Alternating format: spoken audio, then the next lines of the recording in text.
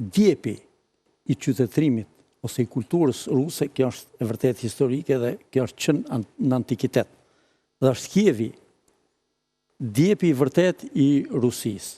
Tërsi, Kievi sot është kryeqyteti i Ukrainës. Ukraina si vetë janë pjesë ati civilizimi asaj. Allah edhe aq thellë si ka hyrë njëri se kështu thonë dhe serbët për Kosovën, që është djepi i qytetërimit serb. Kievi realisht është djepi po se dim atë. Me atë, po të dëgjosh Ukraina. Edhe rusët vetë e pranoj. Po jo me rusët e propagandojnë, po të dëgjosh Ukraina. Edhe historiografia europiane e pranon. Teoria tjera.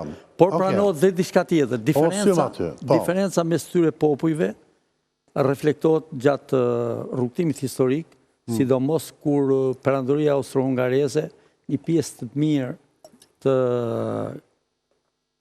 kësaj zone të Ukrainës e ka patur në influencët e saj. Edhe fetarisht, atje ortodoksia e ukrainase është influencuar nga perëndimi për shkak të marrëdhënieve influente që ka patur perandoria austriake për një kohë 200-250 vjeçare atje, dhe vizita që bëri sot, jo vizita, po telefonat që bëri sot. Ka përshtypjen që mbas Polonisë, se po hym në historita dhe duhet dalim shpejt, se po ngecëm këtu shumë dinamike situata. Mbas Polonisë, ka përshtypjen që komuniteti më i madh katolik është në Ukrainë.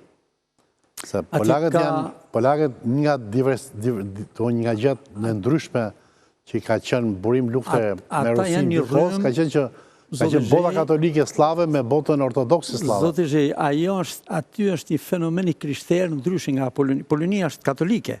Edhe një pjesë e Ukrainës është katolike. Pjesë e Ukrainës është katolike, po pjesë më madhe e ortodoksve kanë njohin papën dhe shitërinë e tij. Dhe sot, telefonata Putin me papën nuk ishte një telefonat e rastishme, apo e dy personalitete, por kanë një agent të caktuar, ortodoksit janë të ndikuar, dhe kisha unjate ortodokse, e njohur në botë, edhe në Shqipëri, edhe është ky fenomen unjatizmi, ka të bëjë pikërisht me këtë, njohjen e ritit lindor të këta besimtarë, ndërkohë që papa ka influencën e tij për shkaqe edhe rrethana historike.